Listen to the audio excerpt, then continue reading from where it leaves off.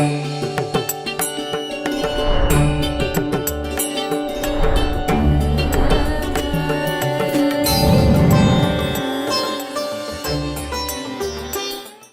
ವೀಕ್ಷಕರೇ, ಶುಭೋದಯ. ನೀವು ನೋಡ್ತಾ ಇದ್ದೀರಾ ಬೃಹತ್ ಜಾತಕಂ ವಿಶೇಷ ಜ್ಯೋತಿಷ್ಯ ಕಾರ್ಯಕ್ರಮಕ್ಕೆ ಸ್ವಾಗತ. ನಾನು ಪ್ರವೀಣಿ ದಾಸ್.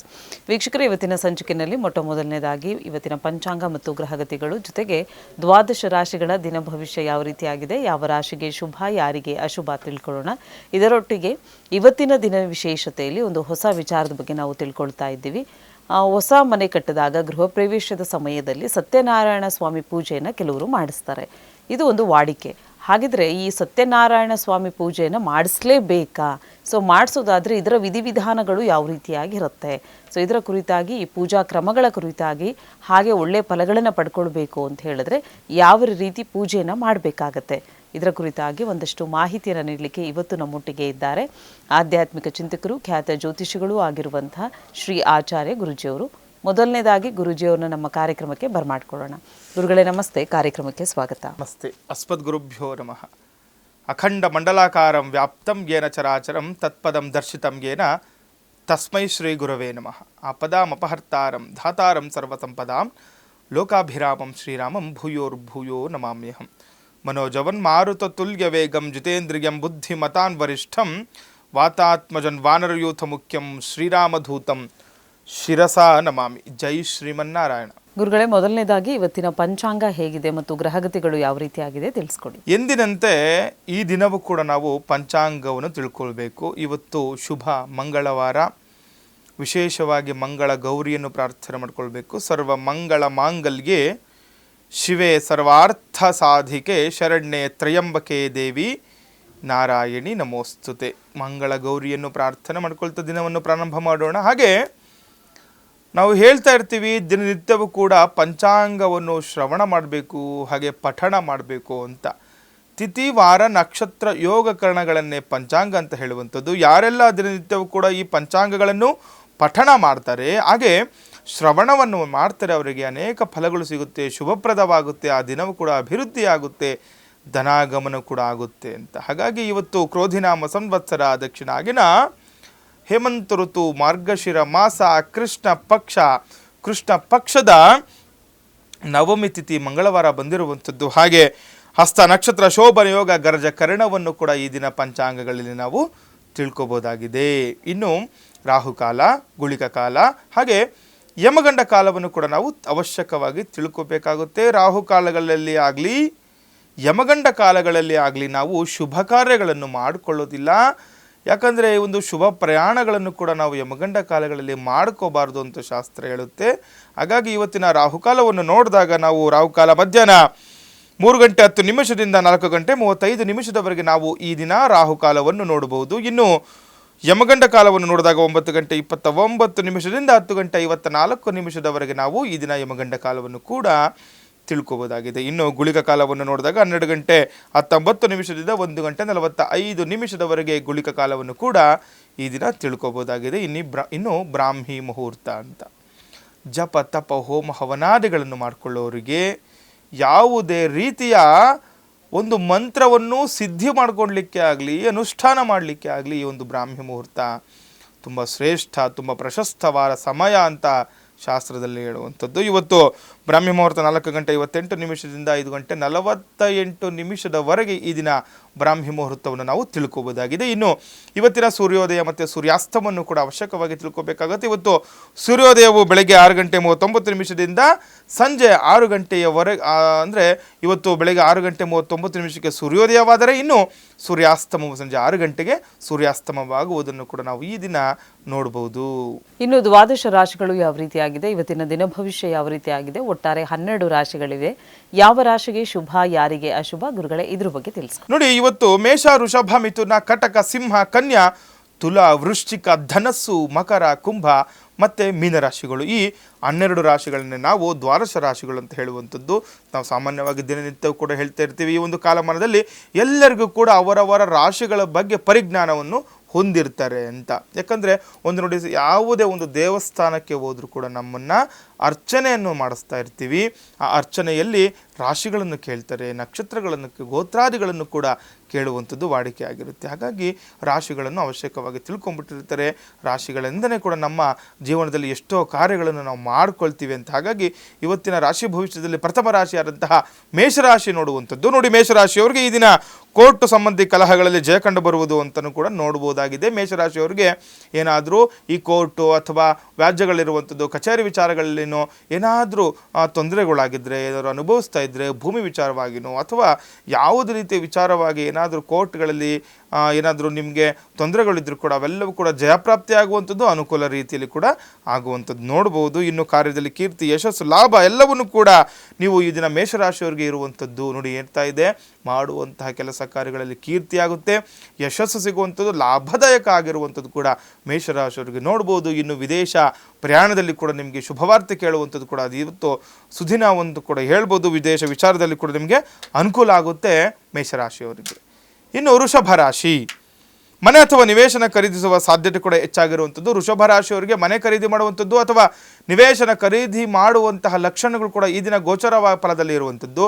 ಏನಾದರೂ ಮನೆ ತಗೋಬೇಕು ಅಂದ್ಕೊಂಡಿದ್ರೆ ಅಥವಾ ನಿವೇಶನ ತೆಗೆದುಕೊಳ್ಬೇಕು ಅಂದ್ಕೊಂಡಿದ್ರೆ ತುಂಬ ದಿವಸದ ಕಾರ್ಯ ಅದು ನಿಮ್ಗೆ ಆಗ್ತಾ ಇರಲ್ಲ. ಆದರೆ ಇವತ್ತು ನೀವು ಅದರ ಬಗ್ಗೆ ಚಿಂತನೆ ಮಾಡಿ, ಕೆಲವರು ಹೇಳ್ತಾರೆ ಧನುರ್ಮಾಸಗಳು ಈ ಕಾಲದಲ್ಲಿ ಏನು ತಗೋಬಾರ್ದು, ಏನು ಮಾಡಬಾರ್ದು ಅಂತಂದ್ರೆ, ನೋಡಿ, ಈ ಒಂದು ಕಾಲಮಾನದಲ್ಲಿ ನೀವು ಅದರ ಬಗ್ಗೆ ಹೆಚ್ಚಿನದಾಗಿ ಜಾಗೃತಿ ವಹಿಸಿ ಕೆಲಸ ಕಾರ್ಯಗಳನ್ನು ಮಾಡ್ಕೊಳ್ಳಿ, ಅನುಕೂಲ ಆಗುತ್ತೆ ಅಂತಲೂ ಕೂಡ ನೋಡ್ಬೋದು. ಇನ್ನು ಮಹಿಳೆಯರಿಗೆ ಸಾಮಾಜಿಕ ಸ್ಥಾನಮಾನ ದೊರಕುವಂತಹ ಲಕ್ಷಣಗಳು ಕೂಡ ಈ ದಿನ ಗೋಚರ ಫಲದಲ್ಲಿ ವೃಷಭ ರಾಶಿಯವರಿಗೆ ಇರುವಂಥದ್ದು. ಅಂದರೆ ಇವತ್ತು ಯಾರೆಲ್ಲ ಮಹಿಳೆಗಳು ಇರ್ತೀರಾ, ಸಾಮಾಜಿಕವಾಗಿ ನಿಮ್ಮನ್ನು ನೀವು ತೊಡಗಿಸ್ಕೊಂಡು ಬಿಟ್ಟಿರ್ತೀರಾ, ಕೆಲವರು ಸಮಾಜ ಸೇವೆ ಮಾಡ್ತಾ ಇರ್ತಾರೆ, ಅವರೆಲ್ಲರಿಗೂ ಕೂಡ ಇವರು ನಿಮ್ಮನ್ನು ಇವತ್ತು ಗುರುತಿಸುವಂತಹ ಲಕ್ಷಣಗಳು ಕೂಡ ಇರುವಂಥದ್ದು ವೃಷಭ ರಾಶಿಯವರಿಗೆ. ಹಾಗೆ ಅಧಿಕಾರಿಗಳಿಂದ ಸಹಕಾರ ದೊರಕುವ ಸಾಧ್ಯತೆ ಕೂಡ ಹೆಚ್ಚಾಗಿರುವಂಥದ್ದು. ಯಾರೆಲ್ಲ ಅಧಿಕಾರಿಗಳಿಗೆ ಇನ್ನು ಆ ಅಧಿಕಾರಿಗಳಿಂದ ಸಹಕಾರ, ಸನ್ಮಾನಗಳು ದೊರಕುವಂತಹ ಸಾಧ್ಯತೆ ಕೂಡ ಹೆಚ್ಚಾಗಿರುವಂಥದ್ದು ಇವತ್ತು ವೃಷಭ ರಾಶಿಯವರಿಗೆ ನೋಡ್ಬೋದು. ಇನ್ನು ಮಿಥುನ ರಾಶಿಯವರಿಗೆ ನೋಡಿದಾಗ ಮುದ್ರಣ ವ್ಯವಹಾರದಲ್ಲಿರುವವರಿಗೆ ಲಾಭ ಹಾಗೂ ಕೆಲಸಗಳಲ್ಲಿ ಅನುಕೂಲ ಆಗುವಂಥದ್ದು. ಯಾರೆಲ್ಲ ಈ ಪ್ರಿಂಟಿಂಗ್ ಪ್ರೆಸ್ ಇಟ್ಟಿರ್ತಾರೆ ಅಥವಾ ಮುದ್ರಣಗಳನ್ನು ಮಾಡ್ತಾ ಇರ್ತಾರೆ, ಮಿಥುನ ರಾಶಿಯವರವ್ರಿಗೆ ವ್ಯಾಪಾರದಲ್ಲಿ ಅಭಿವೃದ್ಧಿ ಆಗುತ್ತೆ, ಅನುಕೂಲ ಆಗುತ್ತೆ, ಅಂತೆ ಧನಾಗಮನದ ನಿರೀಕ್ಷೆ ಕೂಡ ಈ ದಿನ ಮಾಡಬಹುದು. ಇನ್ನು ಸಾಮಾಜಿಕ ಕೆಲಸಗಳಲ್ಲಿ ಆಸಕ್ತಿ ಕೂಡ ಹೆಚ್ಚಾಗುವಂಥದ್ದು. ಯಾರೆಲ್ಲ ಮಿಥುನ ರಾಶಿಗಳು ಇರ್ತೀರಾ, ಸಮಾಜ ಸೇವೆ ಮಾಡಬೇಕು ಅಂದ್ಕೊಂಡಿರ್ತೀರಾ, ಯಾವುದೋ ಒಂದು ಅಭಿವೃದ್ಧಿ ಮಾಡಬೇಕು ಅಂದ್ಕೊಂಡಿರ್ತೀರಾ, ಅನುಕೂಲ ಆಗಬೇಕು, ಒಂದು ಜನಗಳಿಗೆ ಅನುಕೂಲ ರೀತಿಯಲ್ಲಿ ಏನೋ ಒಂದು ಕೆಲಸ ಮಾಡಬೇಕು ಅಂದ್ಕೊಂಡಿರ್ತಾರೆ, ಅವರೆಲ್ಲರಿಗೂ ಕೂಡ ಇವತ್ತು ವಿಶೇಷವಾಗಿರುವಂತಹ ಸಾಧ್ಯತೆ ಕೂಡ ಹೆಚ್ಚಾಗುತ್ತೆ. ಕೆಲಸ ಕಾರ್ಯಗಳಲ್ಲಿ ಆಸಕ್ತಿ ಹೆಚ್ಚಾಗುವಂಥದ್ದು. ಪತ್ರ ವ್ಯವಹಾರಗಳ ಬಗ್ಗೆ ಎಚ್ಚರಿಕೆ ಇರಬೇಕಾಗುತ್ತೆ. ಆದರೂ ಕೂಡ ನೋಡಿ, ಮಿಥುನ ರಾಶಿಯವರು ಏನಾದರೂ ಈ ಪತ್ರ ವ್ಯವಹಾರಗಳಲ್ಲಿ ಸ್ವಲ್ಪ ಹೆಚ್ಚು ಕಮ್ಮಿ ಆಗುವಂತಹದ್ದು ಕಾಣ್ತಾ ಇದೆ. ಹಾಗಾಗಿ ಅಗತ್ಯವಾಗಿ ಎಚ್ಚರಿಕೆಯಿಂದ ಕೆಲಸ ಕಾರ್ಯಗಳನ್ನು ಮಾಡ್ಕೊಳ್ಳಿ ಪತ್ರ ವಿಚಾರದಲ್ಲಿ ಮಿಥುನ ರಾಶಿಯವರು. ಇನ್ನು ಕರ್ಕಾಟಕ ರಾಶಿ, ಸಾಮಾಜಿಕ ಕೆಲಸಗಳಲ್ಲಿ ಆಸಕ್ತಿ. ನೋಡಿ, ಕರ್ಕಾಟಕ ರಾಶಿಯವರಿಗೆ ಇವತ್ತು ಸಮಾಜ ಸೇವೆ ಮಾಡಲಿಕ್ಕೆ ಅನುಕೂಲ ಆಗುವಂತಹ ದಿನ ಅಂತ ಹೇಳ್ಬೋದು. ಆಸಕ್ತಿ ಹೆಚ್ಚಾಗುವಂಥದ್ದು ಕೂಡ ನೋಡ್ಬೋದು. ಇನ್ನು ಅನಾವಶ್ಯಕ ವಾದಗಳಿಂದ ದೂರ ಇರಬೇಕಾಗುತ್ತೆ. ಕಟಕ ರಾಶಿಯವರು ಸುಮ್ಮನೆ ಏನೋ ಅನಾವಶ್ಯಕ ವಾದ ವಿವಾದಗಳಿಂದ ದೂರ ಇರಬೇಕು.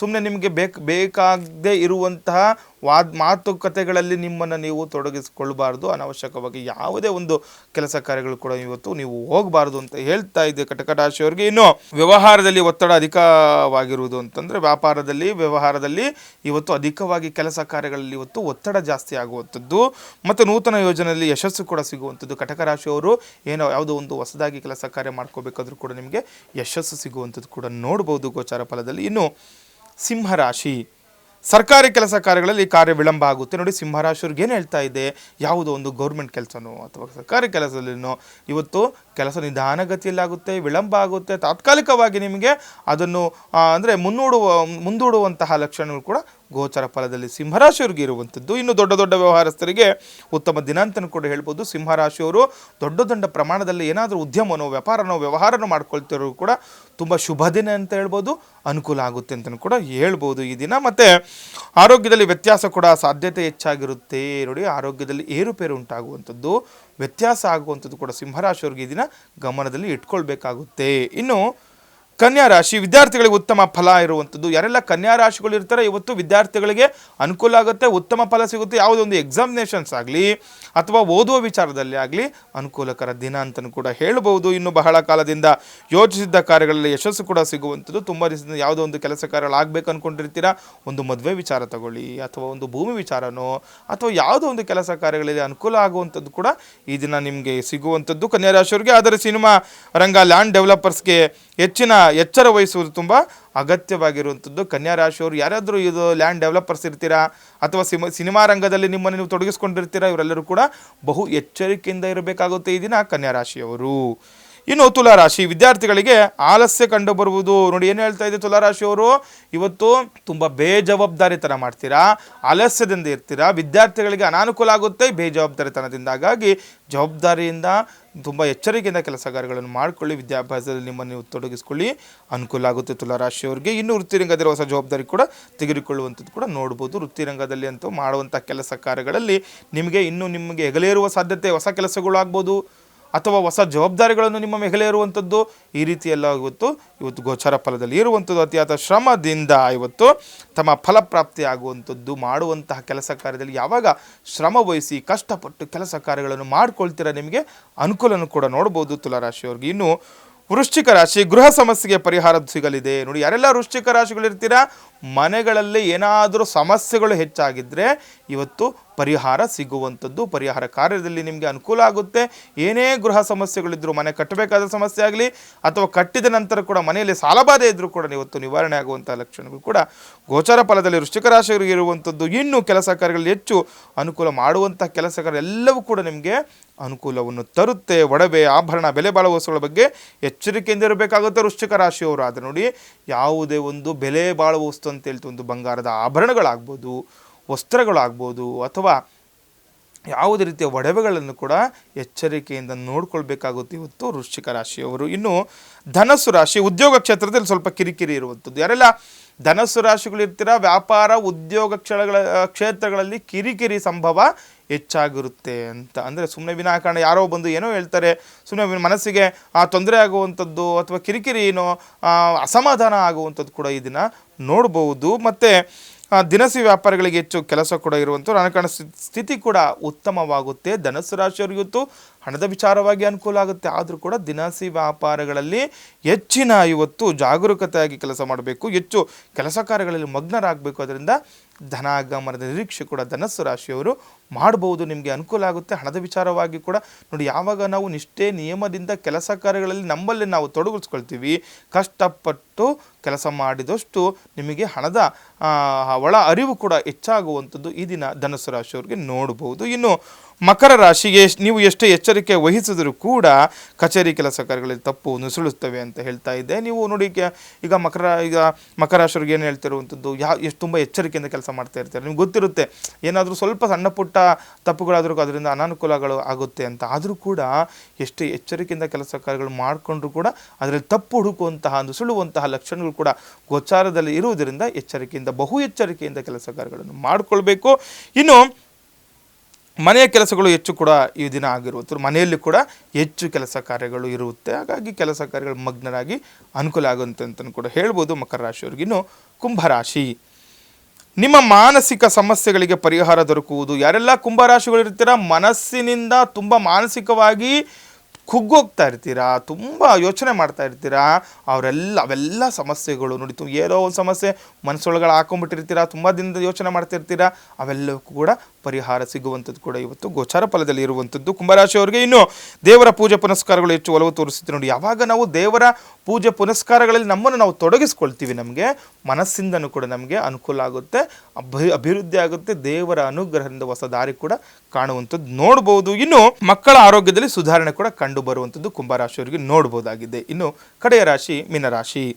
ಕೈಗೊಂಡ ನಿರ್ಧಾರಗಳು ಅಂತಿಮ ಘಟ್ಟ ತಲುಪಲಿದೆ. ನೋಡಿ, ಯಾರೆಲ್ಲ ಮೀನರಾಶಿಗಳು ಇರ್ತೀರ, ಅನ್ಕೊಂಡಿರೋ ಕೆಲಸ ಕಾರ್ಯಗಳು ಯಾವುದೋ ಒಂದು ಕೆಲಸ ಕೈ ಹಾಕಿರ್ತೀರ, ಅವೆಲ್ಲವೂ ಕೂಡ ಶೀಘ್ರಗತಿಯಲ್ಲಿ ಅಂತಿಮ ಘಟ್ಟ ತಲುಪುವಂತಹ ಲಕ್ಷಣಗಳು ಕೂಡ ಇರುವಂಥದ್ದು. ಇನ್ನು ಸರ್ಕಾರಿ ನೌಕರಿಗೆ ಕೊಂಚ ವಿಶ್ರಾಂತಿ ದೊರಕುವಂಥದ್ದು. ಯಾರೆಲ್ಲ ಈ ಗೌರ್ಮೆಂಟ್ ಕೆಲಸಗಳು ಮಾಡ್ತಾ ಇರ್ತಾರೆ, ಇವತ್ತು ನಿಮಗೆ ಸಮಾಧಾನಕರವಾಗಿರುತ್ತೆ, ವಿಶ್ರಾಂತಿ ಸಿಗುವಂಥದ್ದು ಕೂಡ ನೋಡ್ಬೋದು. ಇನ್ನು ವ್ಯವಹಾರದಲ್ಲಿ ಎಚ್ಚರಿಕೆ ಅಗತ್ಯವಾಗಿರಬೇಕು. ಯಾವುದೋ ಒಂದು ವ್ಯವಹಾರ ಮಾಡಿಕೊಂಡ್ರು ಕೂಡ ಸ್ವಲ್ಪ ಎಚ್ಚರಿಕೆಯಿಂದ ಕೆಲಸ ಕಾರ್ಯಗಳನ್ನು ಮಾಡಿಕೊಳ್ಬೇಕು, ನಿಮಗೆ ಅನುಕೂಲ ಆಗುತ್ತೆ ಮೀನರಾಶಿಯವರಿಗೆ. ಇನ್ನು ಒಟ್ಟಾರೆ 12 ರಾಶಿಗಳ ಫಲಾನುಫಲ ಯಾವ ರೀತಿಯಾಗಿತ್ತು ಅಂತ ಗುರುಜಿಯವರು ನಮಗೆ ತಿಳಿಸ್ಕೊಟ್ಟಿದ್ದಾರೆ. ಮುಂದಿನ ಭಾಗದಲ್ಲಿ ಇನ್ನೊಂದಷ್ಟು ಮಾಹಿತಿಯನ್ನು ನೀಡೋದು ಬಾಕಿ ಇದೆ. ಅದಕ್ಕಿಂತ ಮುಂಚಿತವಾಗಿ ಕಾರ್ಯಕ್ರಮದಲ್ಲಿ ಪುಟ್ಟದೊಂದು ವಿರಾಮ.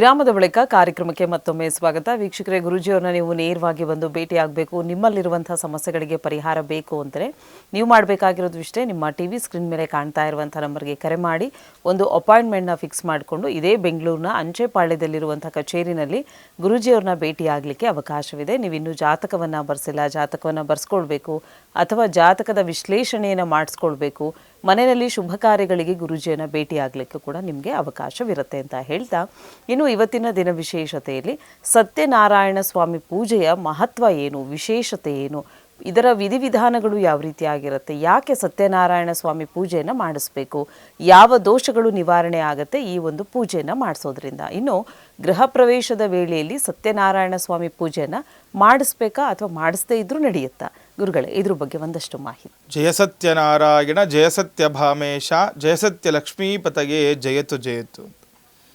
ನೋಡಿ, ಸತ್ಯನಾರಾಯಣ ರಮಾಸಹಿತ ವೀರ ವೆಂಕಟ ಸತ್ಯನಾರಾಯಣ ಅಂತ ಕರಿತೀವಿ. ಈ ಒಂದು ಕಾಲಮಾನದಲ್ಲಿ ಇದು ಸಾಮಾನ್ಯವಾಗಿ ಎಲ್ಲರೂ ಕೂಡ ಮಾಡಿಸ್ತಾರೆ, ಒಂದು ಸತ್ಯನಾರಾಯಣ ವ್ರತ ಅನ್ನುವಂಥದ್ದು. ಈ ಸತ್ಯನಾರಾಯಣ ವ್ರತವನ್ನು ಕೆಲವರು ಕೇಳ್ತಾರೆ, ಗುರುಗಳೇ ಎಷ್ಟು ವರ್ಷ ಮಾಡಿಸ್ಬೇಕು, ಎಷ್ಟು ಸರಿ ಮಾಡಿಸ್ಬೇಕು, ಇದೆಲ್ಲ ಕೂಡ ಇರುವಂಥದ್ದು. ಯಾಕಂದರೆ ಸಾಮಾನ್ಯವಾಗಿ ತಿಳ್ಕೊಂಬಿಟ್ಟಿರ್ತಾರೆ. ಈಗ ಒಂದು ಕಥಾಭಾಗದಿಂದ ಸತ್ಯನಾರಾಯಣ ವಿಷಯದಲ್ಲಿ ನಾವು ಬಂದಾಗ 3 ಭಾಗವಾಗಿ ಇದನ್ನು ವಿಂಗಡಣೆ ಮಾಡಿದ್ದಾರೆ. ಒಂದು ಕಥಾಭಾಗ, ಇನ್ನೊಂದು ಆರಾಧನಾ ಭಾಗ, ಇನ್ನೊಂದು ಪ್ರಸಾದ ಭಾಗ ಅಂತ. ಇದೆಲ್ಲವೂ ಕೂಡ ತುಂಬ ಶ್ರೇಷ್ಠತೆ ಇರುತ್ತೆ ಅಂತ. ಇವಾಗ ನೋಡಿ, ಈಗ ಒಂದು ಕಥೆ ಹೇಳ್ತಾ ಇದ್ರೆ ಒಂದು 5 ಅಧ್ಯಾಯಗಳಿರುವಂತಹ ಒಂದು ಕಥೆ, ಇದರಲ್ಲಿ ಸುಂದರವಾಗಿರುವಂತಹ ಬಹು ವಿಶೇಷವಾಗಿರುವಂತಹ ಕಥೆ. ಇದರಲ್ಲಿ ಒಂದು ಜೀವನದ ಮೌಲ್ಯಗಳಾಗ್ಬೋದು, ಒಂದು ಸಂತಾನಕ್ಕೋಸ್ಕರ ಎಷ್ಟೆಲ್ಲ ಕಷ್ಟಪಟ್ಟರು ಅಂತ ಆಗ್ಬೋದು, ಮತ್ತು ಪ್ರಸಾದವನ್ನು ಭಕ್ಷಿಸದೆ ಅಂದರೆ ಪ್ರಸಾದ ತಿರಸ್ಕಾರದಿಂದ ಎಷ್ಟು ಕಷ್ಟಗಳು ಅನುಭವಿಸಿದ್ರು ಅಂತ, ಮತ್ತು ಈ ಒಂದು ವ್ರತ ಮಾಡೋದ್ರಿಂದ ಎಷ್ಟೆಲ್ಲ ಅನುಕೂಲಗಳು ಆಯಿತು ಅನ್ನೋಂಥದ್ದು ಕೂಡ ನಾವು ತಿಳ್ಕೊಬೋದು ಮನುಷ್ಯನಲ್ಲಿ. ಹಾಗೆ ಈ ಕಥೆಗೆ ಯಾಕೆ ಈ ಒಂದು ವ್ರತಕ್ಕೆ ಅಷ್ಟು ಶ್ರೇಷ್ಠತೆ ಬಂತು ಅಂತ ತಿಳ್ಕೊಬೇಕು. ನೋಡಿ, ಶ್ರೀಮನ್ನಾರಾಯಣನೇ ಈ ಒಂದು ಕಥೆಯನ್ನು ಹೇಳಿರುವಂಥದ್ದು ನಾರದ ಮಹರ್ಷಿಯರ ಹತ್ರ. ಭಗವಂತನ ಆಶೀರ್ವಾದ ಆಗಿ ಭೂಲೋಕದಲ್ಲಿರುವಂತಹ ಸಕಲ ಮಾನವರು ಕೂಡ ತಮ್ಮ ಇಷ್ಟಾರ್ಥಗಳನ್ನು ಸಿದ್ಧಿಸಿಕೊಳ್ಳಿಕ್ಕೆ ಈ ಒಂದು ಕಲಿಯುಗದಲ್ಲಿ ಏನೆಲ್ಲ ಕಷ್ಟಗಳು ಅನುಭವಿಸ್ತಾ ಇರ್ತಾರೆ. ತುಂಬ ವಿನಾಕಾರಣ ಕಷ್ಟಗಳು, ತುಂಬ ಆರೋಗ್ಯ ಬಾಧೆಗಳು, ವಿನಾಕಾರಣ ಜಗಳಗಳು, ಇವೆಲ್ಲವಕ್ಕೂ ಕೂಡ ಶೀಘ್ರವಾಗಿ ಏನು ಫಲ ಸಿಗಬೇಕು, ಇವರಿಗೆಲ್ಲ ಅನುಕೂಲ ಆಗಬೇಕು ಅಂತ ಹೇಳ್ತಾ ಸಮಸ್ತ ಲೋಕಗಳನ್ನು ಸುತ್ತುವಂತಹ ನಾರದ ಮಹರ್ಷಿಯು ನೋಡಿ ಏನಾಗ್ಬಿಡುತ್ತೆ, ಈಗ ಭುವನ ಭಂಡಾರದಲ್ಲಿ ಭೂಲೋಕ, ಭುವರ್ಲೋಕ, ಸುವರ್ಲೋಕ, ಮಹರ್ಲೋಕ, ಜನರ್ಲೋಕ, ತಪರ್ಲೋಕ, ಸತ್ಯಲೋಕಗಳು ಅಂತ, ಮತ್ತು ಅತಳ ವಿತಳ ಸುತಳ ತಳಾತಳ ರಸಾತಳ ಮಹಾತಳ ಪಾತಾಳ ಲೋಕಗಳು. ಈ ನೋಡಿ, ಕೆಳಗಡೆ 7 ಲೋಕಗಳು ಮತ್ತು ಮೇಲೆ 7 ಲೋಕಗಳು ಅಂತ ಹೇಳ್ತೀವಿ ನಾವು. ಟೋಟಲ್ ಈಗ 14 ಲೋಕಗಳು ಅಂತ. ಈ 14 ಲೋಕಗಳನ್ನು ಸುತ್ತುವಂಥ ನಾರದ ಮಹರ್ಷಿಯು ಭೂಲೋಕಕ್ಕೆ ಬರ್ತಾರಂತೆ. ಇಲ್ಲಿ ಏನಾಗ್ಬಿಡುತ್ತೆ, ಭೂಲೋಕದಲ್ಲಿ ತುಂಬ ಕಷ್ಟಪಡ್ತಾ ಇರ್ತಾರೆ ಮನುಷ್ಯರು. ತುಂಬ ಕಷ್ಟ, ನಾನಾ ವಿಧವಾದ ಕಷ್ಟಗಳು, ನಾನಾ ವಿಧವಾದ ಒಂದು ಜೀವಗಳಲ್ಲಿ ಹುಟ್ಟಿರ್ತಾರೆ, ತುಂಬ ಕಷ್ಟ ಅನುಭವಿಸ್ತಾ ಇರ್ತಾರೆ. ಇದರಲ್ಲಿ ವಿಶೇಷವಾಗಿ ಮಾನವರು ತಮ್ಮ ಪೂರ್ವಾರ್ಜಿತ ಕರ್ಮಫಲಗಳಿಂದ ಅಂತ ಹೇಳುತ್ತೆ. ಅಂದರೆ ನಮ್ಮ ಮಾನವರಿಗೆ ನಾವು ಹುಟ್ಟಿನಿಂದ ಕೂಡ ಪೂರ್ವಾರ್ಜಿತ ಕರ್ಮಫಲ ಅಂತ ಇರುತ್ತೆ. ಅಂದರೆ ಸಾಮಾನ್ಯವಾಗಿ ಹೇಳ್ತಿರ್ತಾರೆ, ಎಲ್ಲೋ ಏನೋ ಮಾಡಿರ್ತಾರೆ, ಅದನ್ನು ಅನುಭವಿಸ್ತಿದ್ದಾರಪ್ಪ, ಯಾವುದೋ ಜನ್ಮದಲ್ಲಿ ಏನೋ ಮಾಡಿರೋದು ನಮಗೆ ಈ ವರ್ಷ ಬಂದಿದೆ ಅಂತ ಹೇಳ್ತಾ ಇರ್ತಾರೆ. ಒಳ್ಳೇದಾದರೂ ಕೂಡ ಹೇಳ್ತಾರೆ, ಕೆಟ್ಟದಾದರೂ ಕೂಡ ಹೇಳ್ತಾರೆ. ನೋಡಿ, ಒಳ್ಳೆ ಒಂದು ಮಗು ಜನನ ಆಯಿತು ಅಂದರೆ ನಮ್ಮ ಪುಣ್ಯ ಫಲ, ನಮ್ಮ ಪೂರ್ವಾರ್ಜಿತ ಫಲ, ಒಳ್ಳೆ ಮಗು ಜನನ ಆಯಿತು ಅಂತ ಹೇಳ್ತಾರೆ. ಒಳ್ಳೆ ಒಂದು ಏನೋ ಒಂದು ಅನುಕೂಲ ಆದರೂ ಕೂಡ ಪೂರ್ವಾರ್ಜಿತ ಫಲ ಅಂತ ಹೇಳ್ತಾ ಇರ್ತಾರೆ, ಕಷ್ಟ ಆದರೂ ಕೂಡ ಅಂತ ಹೇಳ್ತಾ ಇರ್ತಾರೆ. ಈ ರೀತಿ ಪೂರ್ವಾರ್ಜಿತ ಕರ್ಮ ಫಲಗಳಿಂದ ಕಷ್ಟಪಡುತ್ತಿರುವವರನ್ನು ನೋಡಿ ಇವರ ಸಂಕಟಗಳ ಪರಿಹಾರ ಅಂದರೆ ಇವು ಕಷ್ಟಗಳು ಯಾವ ರೀತಿ ಪರಿಹಾರ ಆಗಬೇಕು ಅಂತ ಹೇಳ್ತಾ ನಾರದ ಮಹರ್ಷಿಯು ಭೂಲೋಕಕ್ಕೆ ಬಂದು ನಂತರ ವೈಕುಂಠವನ್ನು ತಲುಪ್ತಾರಂತೆ. ಈ ರೀತಿ ವೈಕುಂಠವನ್ನು ತಲುಪಿದ ನಾರದರಿಗೆ ಶ್ರೀಮನ್ನಾರಾಯಣನ ಕೇಳ್ತಾರೆ, ನಾರದ ಏನು ಅವ್ರಿಗೆ ಏನಾಗ್ಬಿಡುತ್ತೆ, ಈಗ ನಾರದ ಮಹರ್ಷಿ ಹೋದ ತಕ್ಷಣ ಆ ಒಂದು ಭಗವಂತನನ್ನು ಅಂದರೆ ಸ್ತೋತ್ರ ಮಾಡ್ತಾರಂತೆ. ಸಕಲ ಭೂತರ ಒಡೆಯನಾದಂತನು, 4 ತೋಳುಗಳು ಉಳ್ಳವನಾದಂತನು, ಕಮಲಾಧಿಪತಿಯು. ಈ ರೀತಿ ಹೊಗಳಿದಾಗ ಏನು ಹೇಳ್ತಾರೆ, ನಾರದ ಮಹರ್ಷಿಗೆ ಒಂದು ಮಹಾನಾರಾಯಣ ಹೇಳ್ತಾರೆ, ನಾರದ ಮಹರ್ಷಿ ಏನಕ್ಕೋಸ್ಕರ ಬಂದಿದ್ವಿ, ನಿನ್ನ ಏನು ಪ್ರಶ್ನೆ, ಏನಕ್ಕೋಸ್ಕರ ಬಂದಿದೆ ಅಂತ ಕೇಳಿದಾಗ ಹೇಳ್ತಾರಂತೆ ನಾರದ ಮಹರ್ಷಿಗಳು, ಈ ರೀತಿ ಭೂಲೋಕದಲ್ಲಿ ತುಂಬ ಜನ ಕಷ್ಟಗಳನ್ನು ತಮ್ಮ ಪೂರ್ವಾರ್ಜಿತ ಕರ್ಮಫಲಗಳಿಂದ, ಸಂಚಿತ ಕರ್ಮಫಲಗಳಿಂದ ತುಂಬ ವಿಧವಾಗಿ ಕಷ್ಟ ಕಾರ್ಪಣ್ಯಗಳನ್ನು ಅನುಭವಿಸ್ತಾ ಇದ್ದಾರೆ. ಸುಲಭದಲ್ಲಿ ಇವ್ರಿಗೆ ಏನಾದರೂ ಒಂದು ಪರಿಹಾರ ಇದೆಯೇ, ಏನಾದರೂ ವ್ರತ ಇದೆಯೇ ಅಂತ ಕೇಳಿದಾಗ ನಾರದ ಮಹರ್ಷಿಯವರಿಗೆ ಶ್ರೀಮನ್ನಾರಾಯಣನೇ ಹೇಳ್ತಾರಂತೆ, ಪ್ರಪಂಚಾನುಗ್ರಹಾಕಾಂಕ್ಷೆ ಅಂದರೆ ಪ್ರಪಂಚದ ಒಳ್ಳೆಯ ಒಂದು ಹಿತದೃಷ್ಟಿಯಿಂದ ನೋಡ್ತಕ್ಕಂಥ ನಾರದ ಒಳ್ಳೆಯ ಒಂದು ಪ್ರಶ್ನೆಯನ್ನು ಕೇಳಿದೀಯಾ. ನೋಡಿ, ಯಾರೆಲ್ಲ ಈ ಒಂದು ಭೂಲೋಕದಲ್ಲಿ ಸಕಲ ಕಷ್ಟಗಳನ್ನು ನಿವಾರಣೆ ಮಾಡುವಂತಹ ಸತ್ಯನಾರಾಯಣ ವ್ರತವನ್ನು ಮಾಡ್ತಾರೆ, ಅವರಿಗೆ ಅನೇಕ ಫಲಗಳು, ಕೋರಿದ ಇಷ್ಟಾರ್ಥಗಳೆಲ್ಲವೂ ಕೂಡ ಸಿದ್ಧಿಸ್ತವೆ ಅಂತ ಹೇಳ್ತಾರೆ. ಹಾಗಾಗಿ ಅಂದಿನಿಂದನೂ ಕೂಡ ಈ ಒಂದು ವ್ರತವನ್ನು ಆಚರಣೆ ಬಂದಿರುವಂಥದ್ದು. ನೋಡಿ, ಈಗ ಸಾಮಾನ್ಯವಾಗಿ ನಾವು ಈ ವ್ರತವನ್ನು ಎಷ್ಟು ವರ್ಷ ಮಾಡಬೇಕು ಅಂತ ಕೇಳ್ತಾ ಇರ್ತಾರೆ. ನೋಡಿ, ಈ ಶಾಸ್ತ್ರದಲ್ಲಿ ಏನು ಹೇಳಿದೆ ಅಂದರೆ 4 ವರ್ಷಗಳು ವ್ರತವನ್ನು ಆಚರಣೆ ಮಾಡಬೇಕು ಅಂತಂದರೆ, ನಮಗೆ ಒಂದು ಪೂರ್ಣ ಫಲ ಸಿಗಬೇಕು ಅಂತಂದರೆ 4 ವರ್ಷಗಳು ಈ ವ್ರತವನ್ನು ಮಾಡಬೇಕು. ಇದರಲ್ಲಿ ಆದಿಯಲ್ಲಾಗಲಿ ಅಂದರೆ ಯಾವ ವರ್ಷನಾದರೂ ಆದಿಯಲ್ಲಾಗಲಿ ಅಥವಾ ಮಧ್ಯದಲ್ಲಾಗಲಿ ಅಥವಾ ಕೊನೆಯಲ್ಲಾಗಲಿ ಯಾವುದೇ ವರ್ಷದಲ್ಲಾಗಲಿ ಉದ್ಯಾಪನೆಯನ್ನು ಮಾಡಬೇಕು ಅಂತ ಹೇಳುತ್ತೆ. ಉದ್ಯಾಪನೆ ಅಂತಂದರೆ ಪೂರ್ಣ ಫಲವಾಗಿ ನಾವು ಹೋಮ ಹವನಾದಿಗಳನ್ನು ಮಾಡಿ ಭಗವಂತನಿಗೆ ಪೂರ್ಣ ಫಲ ಸಮರ್ಪಣೆ ಮಾಡಿದಾಗ ಪೂರ್ಣಾಹುತಿಯನ್ನು ಸಮರ್ಪಣೆ ಮಾಡಿ ನಮಗೆ ಅನುಕೂಲ ಆಗಲಿ ಅಂತ ಭಗವಂತನ ಬಳಿ ನಿವೇದನೆ ಮಾಡಿಕೊಳ್ಳುವಂಥದ್ದು. ಈ ರೀತಿ ಉದ್ಯಾಪನೆಯನ್ನು ಮಾಡಿಕೊಂಡಾಗ ನಮಗೆ ಶೀಘ್ರವಾಗಿ ಫಲ ಸಿಗುತ್ತೆ. ಅನೇಕ ವ್ರತಗಳು, ಅನೇಕ ವರಗಳು ಕೂಡ ನಮಗೆ ಸಿಗುತ್ತೆ ಅಂತ. ಈ ಒಂದು ವ್ರತಗಳನ್ನು ನೋಡಿ ಸಾಮಾನ್ಯವಾಗಿ ಈ ಗೃಹ ಪ್ರವೇಶ ಸಂದರ್ಭಗಳಲ್ಲಿ ಮಾಡ್ಕೊಂಡು ಬಿಡ್ತಾರೆ. ಅಂದರೆ ಕೆಲವರು ಕೇಳ್ತಾರೆ, ಗುರುಗಳೇ ಗೃಹ ಪ್ರವೇಶ ಮಾಡಿದ್ರೆ ಸತ್ಯನಾರಾಯಣ ವ್ರತ ಮಾಡಲೇಬೇಕಾ ಅಂತ. ನೋಡಿ, ಗೃಹ ಪ್ರವೇಶ ಅನ್ನುವಂಥದ್ದು ಒಂದು ಪೂಜೆ ಅಷ್ಟೇ, ಅದಕ್ಕೆ ಸತ್ಯನಾರಾಯಣ ವ್ರತಕ್ಕೋದು ಏನು ಸಂಬಂಧ ಇಲ್ಲ. ಕೆಲವರು ಯಾಕೆ ಮಾಡ್ತಾರೆ ಅಂತ ನೋಡಿ, ಈ ಒಂದು ಸತ್ಯನಾರಾಯಣ ವ್ರತವನ್ನು ಮಾಡಿದರೆ ಎಷ್ಟು ಫಲ ಇರುತ್ತೆ, ಕೇಳಿದರೂ ಕೂಡ ಅಷ್ಟೇ ಫಲ, ನೋಡಿದರೂ ಕೂಡ ಅಷ್ಟೇ ಫಲ. ಇನ್ನೊಂದು ಕಡೆ ಹೋಗಿ ಹೇಳ್ತಾರಲ್ಲ ನೋಡಿ, ಇಂಥ ಒಂದು ಮನೆಯಲ್ಲಿ ಸತ್ಯನಾರಾಯಣ ವ್ರತ ಆಯಿತು ಅಂತ ಹೇಳ್ತಾರಲ್ವಾ, ಅವರಿಗೂ ಕೂಡ ಅಷ್ಟೇ ಫಲ ಸಿಗುತ್ತೆ ಅಂತ. ಹಾಗಾಗಿ ಈ ಒಂದು ವ್ರತಕ್ಕೆ ಅಷ್ಟು ಮಹತ್ವ ಇದೆ ಅಂತ. ನೋಡಿ, ಈ ಒಂದು ವ್ರತದ ಅಂಗವಾಗಿ ಭಗವಂತನ ನಾವು ಅಂಗಾಂಗಗಳನ್ನು ಕೂಡ ಪೂಜೆ ಮಾಡ್ತೀವಿ, ಅದೇ ತುಂಬ ವಿಶೇಷ. ಒಂದು ನೋಡಿ, ಪಾದದಿಂದ ಮಸ್ತಕದವರೆಗೂ ಕೂಡ, ಶಿರದವರೆಗೂ ಕೂಡ ನಾವು ವಿಶೇಷವಾಗಿ ಅಂಗಾಂಗಗಳಿಗೂ ಕೂಡ ಪೂಜೆ ಮಾಡ್ತೀವಿ. ಹಾಗೆ ವಿಧ ವಿಧವಾದ ಪತ್ರಗಳಿಂದನೂ ಕೂಡ ಪೂಜೆ ಮಾಡ್ತೀವಿ ಒಂದು ಸತ್ಯನಾರಾಯಣನನ್ನು. ಅಂದರೆ ನಾನಾ ವಿಧ ಜಾಜಿ ಪತ್ರಂ ಸಮರ್ಪಯಾಮಿ, ತುಳಸಿ ಪತ್ರಂ ಸಮರ್ಪಯಾಮಿ, ಬಿಲ್ವ ಪತ್ರಂ ಸಮರ್ಪಯಾಮಿ, ಈ ರೀತಿ ನಾನಾ ವಿಧ ಪತ್ರಗಳಿಂದ ಸ್ವಾಮಿಯವರಿಗೆ ಆರಾಧನೆ ಅರ್ಚನೆ ಆಗುತ್ತೆ. ತದನಂತರ ನಾನಾ ವಿಧವಾದ ಪುಷ್ಪಗಳಿಂದನೂ ಕೂಡ ಪೂಜೆ ಆಗುವಂಥದ್ದು. ಅಂದರೆ ಕಮಲ ಪುಷ್ಪ ಆಗ್ಬೋದು, ಜಾಜಿ ಪುಷ್ಪ ಆಗ್ಬೋದು, ಮತ್ತು ಸೇವಂತಿಗೆ ಪುಷ್ಪಗಳು, ವಿಧ ವಿಧವಾದ ಪುಷ್ಪಗಳಿಂದನೂ ಕೂಡ ಭಗವಂತನಲ್ಲಿ ನಾವು ಅರ್ಚನೆ ಮಾಡ್ತೀವಿ. ತದನಂತರ ವಿಶೇಷವಾಗಿ ಪ್ರಸಾದವನ್ನು ಮಾಡಿಕೊಳ್ಳುವಂಥದ್ದು. ನೋಡಿ, ಯಾವಾಗ ನಾವು ಪ್ರಸಾದಕ್ಕೆ ಎಷ್ಟು ನಾವು ಪ್ರಶಸ್ತಿ ಕೊಟ್ಟಿದ್ದಾರೆ ಅಂತಂದರೆ, ಯಾರು ಈ ಪ್ರಸಾದವನ್ನು ತ್ಯಜಿಸ್ತಾರೆ, ನಿರಾಕರಿಸ್ತಾರೆ, ಅವರು ತುಂಬ ಕಷ್ಟಪಟ್ಟಿರುವಂಥದ್ದು ಈ ಕಥೆಯ ಭಾಗದಲ್ಲೇ ಬರುವಂಥದ್ದು. ಹಾಗಾಗಿ ಪ್ರಸಾದಕ್ಕೂ ಕೂಡ ಅಷ್ಟೇ ಪ್ರಶಸ್ತಿ ಇರುವಂಥದ್ದು. ಮತ್ತು ಕಥೆಯನ್ನು ನೋಡಿದಾಗ ನೋಡಿ, ಸಾಮಾನ್ಯವಾಗಿ ಒಂದು ವ್ರತ ಮಾಡಬೇಕಾದ್ರೆ ಎಲ್ರಿಗೂ ಒಂದು ಪುರೋಹಿತರು ಹೇಳ್ತಾರೆ, ನೋಡಿ ಕತೆ ಪ್ರಾರಂಭ ಆಗ್ತಿದೆ, ಯಾರೆಲ್ಲ ಕತೆ ಕೇಳುವಂಥ ವ್ಯಕ್ತಿಗಳು ಯಾರೆಲ್ಲ ಇದ್ದಾರೆ ಅವರೆಲ್ಲ ಬಂದು ಕುಳಿತು ಕಥೆಯನ್ನು ಕೇಳಬೇಕು ಅಂತ. ಒಂದು ಬ್ರಾಹ್ಮಣನಿಗೆ ನೋಡಿ ವಸ್ತ್ರ, ಧನ, ಧಾನ್ಯಾದಿಗಳನ್ನು ಒಂದು ಬ್ರಾಹ್ಮಣನಿಗೆ ನೀಡಿ ಕಥೆಯನ್ನು ಕೇಳಬೇಕು ಅಂತ ಶಾಸ್ತ್ರ ಹೇಳುತ್ತೆ. ಈ ಒಂದು ಕಥೆಯ ವಿಚಾರವಾಗಿ ತುಂಬ ಅನುಕೂಲಕರವಾದಂತಹ 5 ಅಧ್ಯಾಯಗಳುಂತಹ ಸ್ಕಾಂದ ಪುರಾಣದ ರೇವಾಕಾಂಡದಲ್ಲಿರುವಂತಹ 5 ಅಧ್ಯಾಯಗಳನ್ನು ಹೊಂದಿರುವಂತಹ ಈ ಒಂದು ಸುಂದರವಾದಂತಹ ಸತ್ಯನಾರಾಯಣ ವ್ರತವನ್ನು ಕಥೆಯನ್ನು ಯಾರು ಕೇಳುತ್ತಾರೋ ಅವರಿಗೆ ಅನೇಕ ಫಲಗಳು, ಕೋರಿದ ಇಷ್ಟಾರ್ಥಗಳೆಲ್ಲವೂ ಕೂಡ ಲಭಿಸ್ತವೆ ಅಂತ ಶಾಸ್ತ್ರ. ಹಾಗಾಗಿ ಈ ಒಂದು ಸತ್ಯನಾರಾಯಣ ವ್ರತವನ್ನು ಯಾರು ಮಾಡುತ್ತಾರೋ ಅವರಿಗೆ ನೋಡಿ ವಿಶೇಷವಾಗಿ ಸಂತಾನ ಪ್ರಾಪ್ತಿಯಾಗುತ್ತೆ. ಮತ್ತು ವ್ಯಾಪಾರ ಉದ್ಯೋಗದಲ್ಲಿ ಯಾರು ತೊಂದರೆಗಳನ್ನು ಅನುಭವಿಸ್ತಾ ಇರ್ತಾರೆ ಅಂದರೆ ನೋಡಿ, ಯಾಕೆ ಮಾಡಬೇಕು ಸತ್ಯನಾರಾಯಣ ವ್ರತ ಅಂತ ಅಂದರೆ ನೋಡಿ, ಏನಾದರೂ ಈಗ ಸಂತಾನ ಆಗ್ತಾ ಇರಲ್ಲ, ಸಂತಾನ ಪರದಾಗ ಹೋಗಿ ಕೆಲವರಿಗೆ ಪುತ್ರ ಸಂತಾನ ಆಗಬೇಕು ಅಂತ ಕಾಯ್ತಾ ಇರ್ತಾರೆ, ಅಥವಾ ಈ ಕುಲ ವಂಶ ಅಭಿವೃದ್ಧಿ ಆಗಲಿ ಅಂತ ಕಾಯ್ತಾ ಇರ್ತಾರೆ, ಇವರು ಅವಶ್ಯಕವಾಗಿ ಸತ್ಯನಾರಾಯಣ ವ್ರತವನ್ನು ಮಾಡಬಹುದು. ಇನ್ನು ನೋಡಿ, ಗೃಹ ಪ್ರವೇಶದಲ್ಲಿ ಮಾಡಬೇಕು ಅಂತಿಲ್ಲ, ಯಾವಾಗ ಒಬ್ಬ ಮನುಷ್ಯನಿಗೆ ಈ ಒಂದು ಸತ್ಯನಾರಾಯಣ ವ್ರತವನ್ನು ಮಾಡಬೇಕು ಅಂತ ಚಿಂತೆ ಮಾಡ್ತಾನೋ ಆ ದಿವಸ ಭಕ್ತಿ ಮತ್ತು ಶ್ರದ್ಧೆಗಳಿಂದ ಈ ಒಂದು ಸ್ವಾಮಿಯನ್ನು ಅರ್ಚಿಸಬೇಕಂತೆ.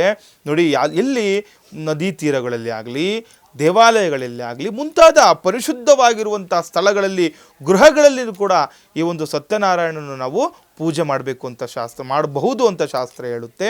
ಹಾಗಾಗಿ ಸತ್ಯನಾರಾಯಣನು ಯಾರೆಲ್ಲ ವ್ಯಾಪಾರ ಉದ್ಯೋಗಗಳಲ್ಲಿ ತೊಂದರೆ ಅನುಭವಿಸ್ತಾರೆ ನೋಡಿ, ಸಾಮಾನ್ಯ ಒಬ್ಬ ಕಟ್ಟಿಗೆ ಮಾರುವವನೇ ಕೋಟ್ಯಾಧಿಪತಿ ಆದಂಥ ಕಥೆಯಲ್ಲಿ ಬರುತ್ತೆ. ಅಂದರೆ ಒಬ್ಬ ಕಟ್ಟಿಗೆ ಮಾರುವವನು ಯಾರೋ ಒಂದು ಬ್ರಾಹ್ಮಣ ಸತ್ಯನಾರಾಯಣ ವ್ರತ ಮಾಡ್ತಾ ಇರ್ತಾನಂತೆ, ಅಲ್ಲಿ ಹೋಗಿ ಏನು ಈ ರೀತಿ ವ್ರತ ಮಾಡ್ತಾ ಇದ್ದಾರೆ ಅಂತ ಕೇಳಿದಾಗ ಇದು ಒಂದು ಸತ್ಯನಾರಾಯಣ ನಮಗೆ ಎಲ್ಲವನ್ನು ವರವನ್ನು ಕೊಡುವಂತಹ ಸತ್ಯನಾರಾಯಣ ಕಥೆಯನ್ನು ಒಂದು ವ್ರತವನ್ನು ಮಾಡ್ತಾ ಇದ್ದೇವೆ ಅಂತ ಹೇಳಿ ಅದರ ವಿಧಿವಿಧಾನಗಳನ್ನು ತಿಳಿಸಿದಾಗ ಒಂದು ಕಟ್ಟಿಗೆ ಮಾರುವವನು ಸಂಕಲ್ಪ ಮಾಡ್ತಾನಂತೆ, ನಾನು ಕೂಡ ಈ ವ್ರತವನ್ನು ಮಾಡ್ತೀನಿ, ಈ ವ್ರತದಿಂದ ನಮಗೆ ಅನುಕೂಲ ಆಗುತ್ತೆ, ನಾನು ಕೂಡ ನಂಬಿದ್ದೇನೆ ಅಂತ ಹೇಳಿ ಅವನು ಕೂಡ ಆ ಒಂದು ಸತ್ಯನಾರಾಯಣ ವ್ರತವನ್ನು ಮಾಡಿದಾಗ ಅವನು ಕೂಡ ಅನೇಕ ವರಗಳನ್ನು, ಪುತ್ರ ಪೌತ್ರ ವಂಶ ಅಭಿವೃದ್ಧಿಯನ್ನು ಕೂಡ ಹೊಂತಾನಂತೆ. ಈ ರೀತಿ ಈ ಒಂದು ಸತ್ಯನಾರಾಯಣಗೆ ಅಷ್ಟು ಪ್ರಸಿದ್ಧಿ ಇರುವಂಥದ್ದು, ಅಷ್ಟು ಬಲಿಷ್ಠವಾಗಿರುವಂತಹ ಅಷ್ಟೊಂದು ಪ್ರಶಸ್ತವಾಗಿರುವಂಥ ರಥವನ್ನು ಯಾರು ಮಾಡ್ತಾರೆ, ವ್ಯಾಪಾರ ಉದ್ಯೋಗ ಕ್ಷೇತ್ರಗಳ ಅಭಿವೃದ್ಧಿ ಆಗುತ್ತೆ.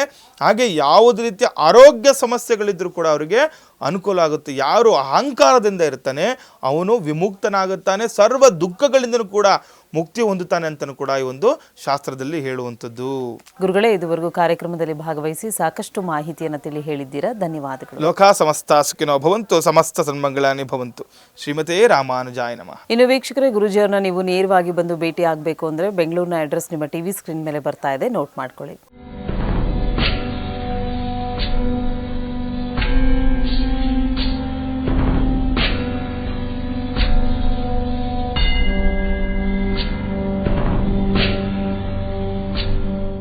ಇದಾಗಿತ್ತು ಇವತ್ತಿನ ವಿಶೇಷ ಕಾರ್ಯಕ್ರಮ. ಮತ್ತೆ ನಮ್ಮ ನಿಮ್ಮ ಭೇಟಿ ಮುಂದಿನ ಸಂಚಿಕೆಯಲ್ಲಿ. ಧನ್ಯವಾದಗಳು.